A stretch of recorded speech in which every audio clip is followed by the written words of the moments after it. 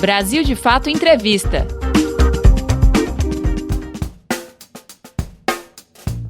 Olá, estamos começando mais um Brasil de Fato Entrevista.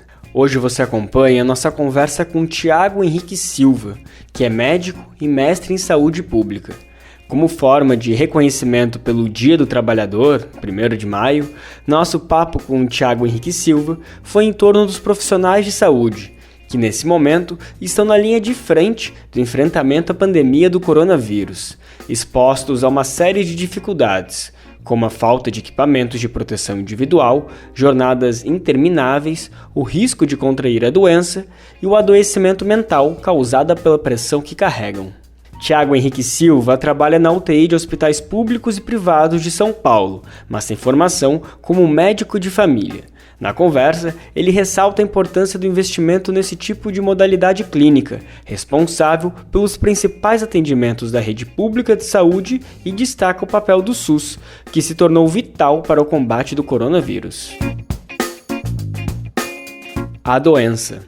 Olha, para a gente tem sido uma coisa muito nova, muito diferente e muito assustadora também, né? Porque é uma doença que é muito diferente das outras. A gente nunca, faz muitos anos, eu acho que desde a pandemia da gripe espanhola, que o mundo ele não enfrenta uma doença que ela não ataca só o indivíduo, né? Eu acho que é importante colocar isso já desde o início, em que o coronavírus, a doença do coronavírus descoberta em 2019, ela não ataca só o organismo humano, né? Ela ataca os organismos sociais. Isso daí é importante que a gente diga, porque o coronavírus, quando ele com a capacidade de disseminação, né, de infectividade altíssima que esse vírus tem, em que normalmente uma pessoa pode estar passando até para 4, 5 pessoas, a gente tem uma capacidade enorme de multiplicação dos casos de uma forma muito rápida. E ao multiplicar casos de forma muito rápida, a gente sobrecarrega os sistemas de saúde. E para evitar um colapso de mortes humanas, de empilhamento de mortes humanas, vamos dizer assim, esse sistema esse vírus acaba atacando os outros sistemas da sociedade. E aí a gente fala do sistema econômico, do sistema educacional, de todos os outros sistemas que organizam a sociedade do mundo todo. Esse vírus ele acaba atacando, de certa forma, porque ele esgota a capacidade do sistema de saúde, ele ultrapassa a capacidade de resposta desses sistemas, ele ultrapassa a capacidade de resposta dos sistemas econômicos que não estavam voltados para responder, ou organizados para responder a uma pandemia desse tamanho, dessa magnitude. Então a gente fica muito preocupado, porque a gente que é médico, a gente tem outras preocupações também da porta para dentro do hospital. A gente convive enquanto sociedade com as preocupações da porta para fora. Mas da porta para dentro do hospital, a gente convive com outros problemas, que é o fato de que essa doença não tem cura, de que a gente tem tratamentos que a gente vem fornecendo, mas são tratamentos de suporte que a gente dá para doenças que cursam com a síndrome respiratória aguda grave, que é o que cursa coronavírus 19, mas ainda não, a gente sabe que não é só isso. A gente sabe, hoje a gente já sabe que a gente tem outros elementos fisiopatológicos, inclusive, que desassemelham essa doença, por assim dizer, né, que deixam ela, que mostram para a gente que ela é uma doença completamente diferente de uma gripe, né? Ela começa com a pneumonia viral. A gente tem um curso de pneumonia viral que é muito evidente, mas a gente tem outros elementos, como vem sendo descoberto recentemente a questão da coagulação intravascular, que ainda é pouco elucidado, que são outros mecanismos da doença e que causam outras complicações muito diferentes de uma simples pneumonia, de uma simples gripe. Então, é uma doencinha perversa para o indivíduo e para a coletividade. Os profissionais de saúde. Tenho colegas afastados hoje do trabalho, né, colegas de plantão que estão afastados da linha de frente justamente porque estão doentes. É uma coisa que é muito assustadora para a gente, porque assim, a gente usa os equipamentos de proteção individual, em vários locais a gente tem falta de EPIs, isso é uma coisa que é importante que se diga, que a gente ainda tem uma falta em vários hospitais de equipamento de proteção individual, e aí não só médicos, mas toda a equipe de saúde que lidam com esses pacientes COVID diretamente, com fisioterapeutas, enfermeiros, né, os auxiliares de enfermagem, os técnicos de enfermagem, o pessoal da limpeza, todo mundo está muito suscetível a ser infectado dentro do ambiente de trabalho. E isso daí deixa a gente muito ansioso, muito preocupado, mesmo dentro dos ambientes de trabalho, no cotidiano. Então, isso daí traz uma carga para a gente que é enorme. A gente tem relatos de colegas que já morreram, a gente tem relatos de colegas que estão afastados do trabalho. Relato não, a gente conhece, né, só relato de ouvir falar, mas a gente sabe de colegas nossos que estão afastados. E aí, o impacto que esse vírus acaba fazendo de infectar os trabalhadores de saúde acaba sobrecarregando quem fica na linha de frente. Porque ao sobrecarregar quem está na linha de ao afastar uma parcela, quem está na linha de frente tem que se desdobrar para poder estar cobrindo escalas de plantão para não deixar os pacientes desassistidos. Então, assim, a gente acaba ficando numa situação muito delicada, muito tensa, no cotidiano do trabalho da gente, o tempo todo achando, eu peguei, eu não peguei ainda. Já estamos vendo, né? A gente já está vendo. A gente já tem vários colegas que, de fato, ficam extremamente ansiosos com essa questão da doença, colegas que se afastaram do trabalho, não porque são necessariamente grupo de risco, mas porque não conseguiram lidar com a situação, e também colegas que estão se afastando depois de ter passado muito tempo expostos a essa situação, de ver gente jovem morrendo, de ver a virulência dessa doença, que é uma coisa impressionante. E, assim, a gente tem, para a gente, de certa forma, assim, a gente tem uma carga de estresse que é terrível para quem está na linha de frente, mas minimamente a gente tem como colocar a cabeça, vamos dizer assim, para pelo menos operar e trabalhar, né, assim, para a gente estar trabalhando a gente está com a cabeça focada no trabalho, pelo menos, né, assim, a gente acaba, isso aí é um pouco também, para quem estuda saúde mental, um pouco de fator de proteção, né, você ter a cabeça focada no trabalho. A gente vai ter problemas de saúde mental muito mais, acredito eu, nas pessoas que estão sem poder trabalhar. Porque são pessoas que estão sem poder trabalhar, que diminuíram sua renda, viram sua renda diminuir, ou perdeu o emprego nesse período, estão vendo uma crise econômica brutal que se avizinha. Então, assim, a gente vai ter tanto dos profissionais de saúde, claro, por tudo isso que você falou e que eu comentei aqui também, mas também das pessoas que estão em casa por conta das restrições da quarentena, que precisam ficar em casa para não pegar a doença, mas, ao mesmo tempo, estão vendo a sua vida social e econômica desmoronar. Então, nós vamos ter um período pela frente aí muito turbulento do ponto de vista da saúde mental das pessoas. O SUS. Quem acompanha a saúde pública, quem acompanha a política de saúde no Brasil, que não começou a acompanhar agora com a pandemia, sabe o quanto que a gente já vinha questionando o subfinanciamento, desfinanciamento do sistema público de saúde há muitos anos, né? E o SUS, a gente acaba que a gente tem certeza pelos estudos, pelas pesquisas e por toda a história de desenvolvimento do Sistema Único de Saúde, que ele é um sistema que foi criado para ser o maior sistema universal de saúde do mundo. Para você ter uma ideia, o Brasil é o único país com mais de 100 milhões de habitantes que ousou colocar na sua Constituição um sistema universal público, integral e equânime de qualidade para todos. É o único. O outro país que tem um sistema universal com essas características é a Inglaterra, que tem 100 milhões de habitantes, né? Então, perto de 100 milhões de habitantes. Então, assim, a gente tem, como é que se diz, uma população muito grande, um país que também é continental, só que um sistema que nunca conseguiu ser financiado à altura do desafio que ele se propõe. Bom, por que eu estou falando isso? Porque o SUS hoje, com todos os problemas, o SUS é um gigante.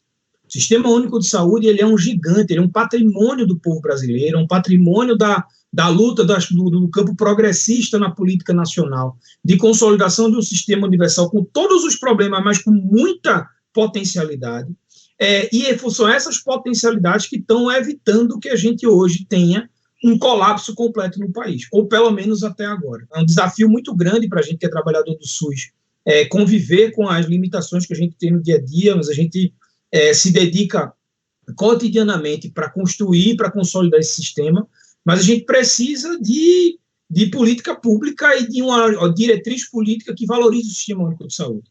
E talvez essa pandemia ela tenha recolocado o SUS na cena política, recolocado o SUS no lugar que ele sempre deveria ocupar, no debate nacional, no debate político nacional, e a grande questão para a gente vai ser o pós-pandemia, porque o SUS ele não pode mais voltar para a caixinha. O SUS ele não pode mais voltar para a caixinha que aprisionaram o SUS, a caixinha da emenda constitucional 95, a caixinha do teto de gastos, a caixinha do desfinanciamento, de abrir mão de grana do SUS para financiar plano de saúde. Essa caixinha o SUS não pode mais voltar, porque agora a gente vai ter uma demanda pós-pandemia enorme de reabilitação das pessoas, de construir um sistema que seja mais capilarizado e mais robusto no país para conseguir aguentar próximas pandemias que com certeza virão por conta da globalização mundial, que essa também é outra que não volta para a caixinha, né? A globalização já não volta há muito tempo e só se aprofunda. Então, a gente precisa de um sistema de saúde do século XXI. A gente precisa de um sistema de saúde que responda às demandas do século XXI, do mundo globalizado, do mundo tecnológico, e esse sistema de saúde ele não pode mais ser apenas o SUS que a gente conheceu antes da pandemia. E se tudo caminhar, se a luta política conseguir se encaminhar para um rumo bom, a gente vai ter o SUS que a gente sonhou na Constituição de 88. Você está acompanhando nossa conversa com Tiago Henrique Silva. Ele é médico e mestre em saúde pública. Para valorizar o Dia do Trabalhador, celebrado nesse 1º de maio, nossa conversa foi voltada aos profissionais de saúde. No papo, Tiago Henrique Silva também explica a importância do médico da família e da dimensão do SUS em meio à pandemia. Equipamentos de proteção. Os equipamentos de proteção individual, eles são vitais para a gente, né? Porque, assim, o equipamento básico de proteção individual para os profissionais de saúde é a máscara cirúrgica, touca, um avental de TNT e luva. Então, para a gente, ele é um equipamento básico para lidar com esses pacientes com coronavírus, para que a gente evite o contágio do profissional. Até porque a gente não só evita o contágio do profissional, porque aquele profissional tem contato com vários outros pacientes. Então, a carga viral que a gente é submetido o tempo todo, ela é uma carga muito grande. E a gente usa a máscara N95 quando a gente vai se submeter ou ter contato com procedimentos geradores de aerossóis. Então, quando o paciente vai ser intubado ou extubado, quando o paciente vai ser colocado na ventilação não invasiva, seja com uma máscara não invasiva, seja catéter de alto fluxo. Então, tudo que for gerador de aerossol, a gente tem que estar entrando com a máscara N95. E em vários hospitais, a gente tem relatos de que faltavam os materiais, a gente não podia entrar com a roupa, não pode entrar com a roupa que vem da rua, né, com a roupa da casa, a gente tem que usar sempre roupas privativas no hospital, que é a roupa que a gente descarta lá no hospital mesmo, que ela passa por lavagem, tudo, e descontaminação. Então, assim, esses equipamentos de proteção individual eles são vitais para que a gente evite baixas na força de trabalho, para que a gente evite baixas na equipe de saúde que está no cotidiano. Então, se a gente tiver... E tem mais, mesmo os profissionais que já pegaram ou que teoricamente já estão imunes, a gente diz isso bem teoricamente, porque a gente já tem relatos na Coreia do Sul de reinfecções. Então, a gente não tem certeza de que as pessoas ficam imunes depois que pegaram a doença.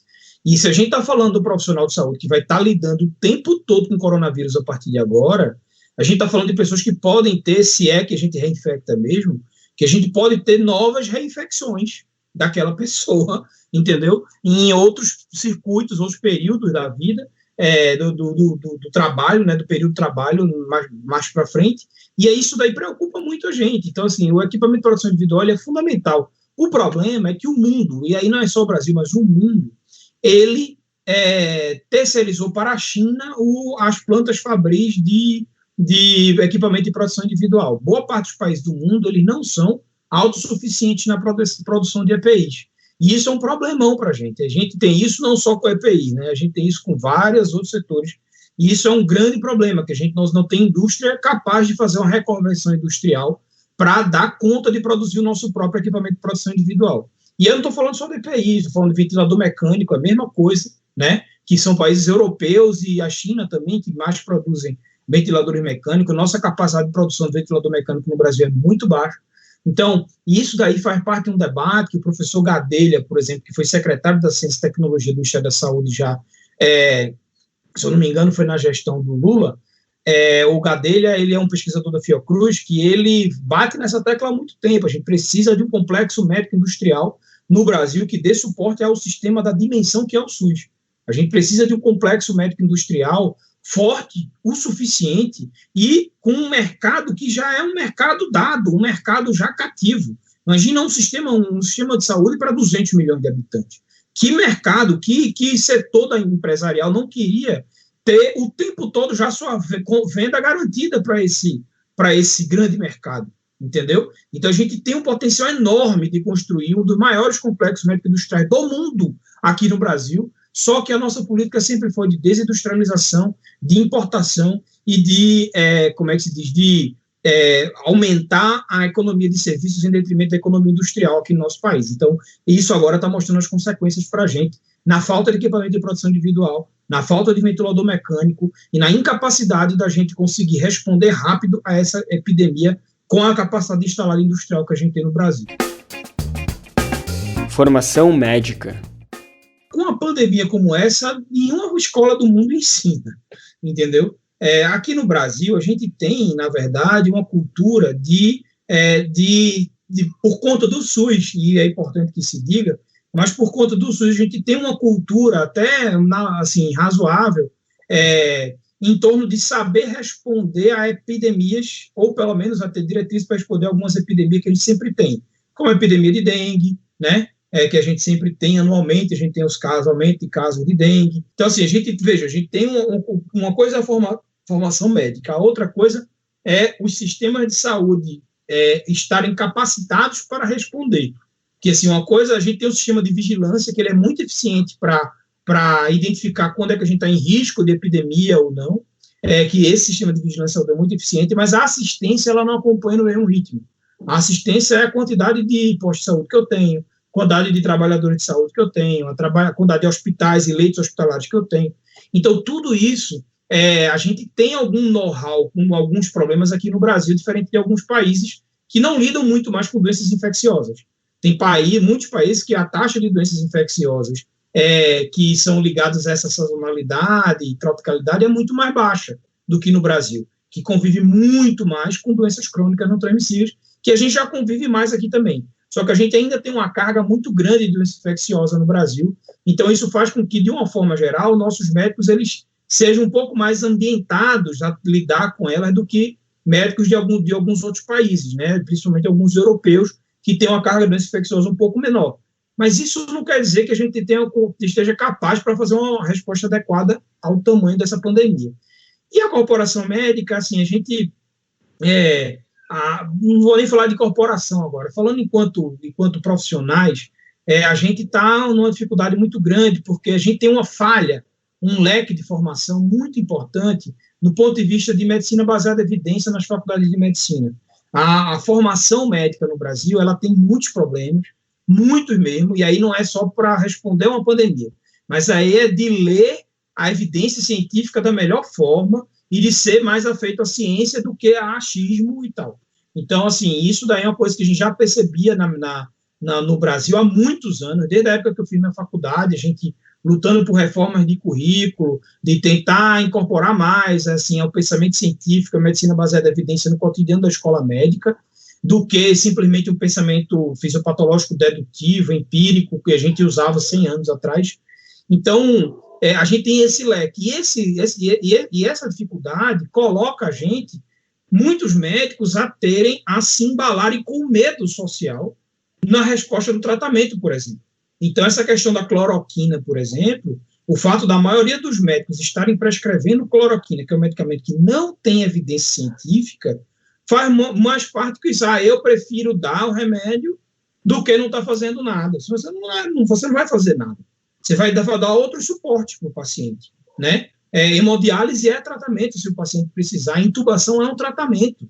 Intubação a gente está protegendo a via aérea, a gente está oxigenando melhor o paciente que está com aquela condição, até o paciente criar anticorpos e responder sozinho àquela doença. Então, a questão da cloroquina, ela é clássica disso, da má formação da gente. O fato da maioria dos hospitais brasileiros, com raras exceções, estarem prescrevendo a cloroquina, ela fala muito da qualidade da formação de médico que a gente tem aqui, né? De médicos que estudam pouco, que estudam o mínimo para saber de alguma coisa nova, que formam muito sua opinião pelo representante da indústria farmacêutica, ao invés do seu próprio esforço de estudo e de pesquisa sistematizada. Então, fala muito da má formação médica que a gente tem no Brasil. Mas isso também não é uma exclusividade nossa. Artigos recentes da revista britânica BMJ, que é o British Medical Journal, eles apontavam que entre os médicos ingleses, em torno de 80% não estuda há mais de 10 anos. Não faz uma revisão, uma reciclagem. Você imagina os brasileiros aqui. Então, assim, a gente tem uma dificuldade enorme dessa formação. Então, esse é um problema. E o Conselho Federal de Medicina, aí falando em termos de corporação, ele envergonha a gente, né, nesse sentido, por também entrar, e aí o Conselho Federal ele ter obrigação de não fazer isso, porque a obrigação do Conselho Federal de Medicina é, sobretudo, proteger a população e não a corporação, né, mas ele, assim, envergonha com essa posição recente agora de autorizar, mas não recomendar o uso da cloroquina. É um negócio completamente absurdo, e também respondendo muito a demandas políticas e alianças políticas do Conselho Federal de Medicina com o governo federal. Então, isso entristece muito a gente, vendo como a nossa corporação ela está indo num sentido de jogar para as cucuias a ciência em prol da política ou da má ciência, vamos dizer assim, ou da má prática médica, de acordo com o que a mídia quer, os pacientes querem, enfim. A má prática nunca protege as pessoas. Isso é importante que a gente diga. Não há má prática médica que proteja os pacientes. Só quem protege o paciente, de fato, é a boa prática e baseada em evidência. Médico da família. A importância do médico de família, não só no Brasil, mas no mundo, ela é fundamental. A nossa residência aqui no Brasil, a especialização é muito nova, muito recente. E a gente precisa, para ter um sistema de saúde com a capacidade de responder até 80% dos problemas de saúde na atenção primária, a gente precisa ter médico de família muito bem formados. E o médico de família não é simplesmente um cara que só vai atender lá a criança, gestante, fazer um pré-natal e mandar qualquer hipertensão para o cardiologista, qualquer diabetes para o endócrino, hipotiroidismo para o endócrino, tratar dor, manda direto para o ortopedista, para o reumatologista, nada disso. O médico de família bem formado, ele tem que ser capaz de responder a maior parte desses problemas lá na atenção primária. E aí, assim, isso daí é fundamental para o nosso país, fundamental para a estruturação do SUS. Então, no Brasil, a medicina de família, ela nasce imbricada com a consolidação do Sistema Único de Saúde.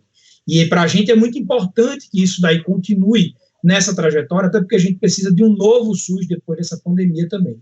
Então, no mundo todo, onde a gente tem sistemas universais de saúde que são bem estruturados, como na Inglaterra, da Holanda, da Espanha, do Canadá, a gente tem Portugal também, são sistemas de saúde baseados no médico de família. A porta de entrada sempre é o médico de família, o general practitioner, que é aquele médico que consegue resolver uma parte dos problemas e, ao não conseguir, encaminha para o especialista focal, que a gente chama. Encaminha para o cardio, encaminha para o endócrino, encaminha para o oftalmo, e por aí vai. Então, a gente precisa que o Brasil forme melhor e mais médicos de família para dar conta da demanda, da necessidade da saúde da população brasileira. Reconhecimento. A questão do reconhecimento, na verdade, dos profissionais de saúde que a gente vem vendo no mundo e tal, eu acho que é muito importante essas maneiras. Assim, uma delas, já das primeiras que teve aqui, eu estava em casa no dia do aplauso para os profissionais de saúde e tal, a gente se emociona, né? A gente acha legal e tudo, só que é importante que as pessoas saibam que assim, a gente não quer só uma valorização agora, né? E também a gente não quer que fique o resto da vida batendo palma para a gente da varanda. O que a gente quer é que o profissional de saúde ele seja valorizado no seu trabalho, no cotidiano, principalmente os profissionais de saúde que estão no SUS, né? Os nossos profissionais de saúde que estão no SUS, muitas vezes eles convivem com medo do desemprego, com a insalubridade importantíssima, a falta de equipamento já para o cotidiano. Assim, antes dessa pandemia, a gente já sofria com falta de equipamento de proteção individual, já sofria com insalubridade no ambiente do trabalho, a gente já sofria com jornadas de carga de trabalho absolutamente extenuantes. A enfermagem, que eles são literalmente os operários do sistema de saúde, ele já vem com a pauta há muitos anos de 30 horas de carga horária semanal para os enfermeiros, que o enfermeiro ele não para quando ele está dentro de um plantão.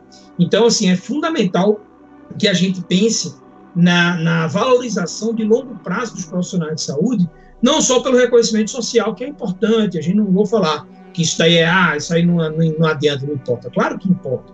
É importante, assim, a gente ver que a sociedade valoriza, né, o uso do trabalho da gente. Mas é importante que a gente pense que a sociedade, principalmente os políticos, tem que valorizar o profissional de saúde no longo prazo, do ponto de vista de a gente estruturar uma carreira decente para os profissionais de saúde, que ofereça o tempo todo capacitação, saber que saúde não pode parar de estudar, né? Então, assim, a educação continuada, ofertar para os profissionais uma carga horária que seja menos extenuante do que a gente tem hoje no serviço de saúde, para que a gente melhore fundamentalmente a atenção à saúde das pessoas. Você acabou de conferir o BDF Entrevista com o médico Tiago Henrique Silva. Ele é mestre em saúde pública e um dos profissionais que está na linha de frente do combate ao coronavírus, atuando em UTIs de hospitais públicos e privados de São Paulo. Você pode conferir outras conversas como essa no YouTube, Spotify, Deezer ou outras plataformas do Brasil de Fato. Ficha técnica. Apresentação, Lucas Weber. Entrevista, José Eduardo Bernardes. Edição, Leonardo Rodrigues, André Paroche e Lucas Weber. Coordenação, Camila Salmásio e José Bruno Lima. Direção, Beatriz Pasqualino e Nina Fidelis. Até a semana que vem. Brasil de Fato Entrevista.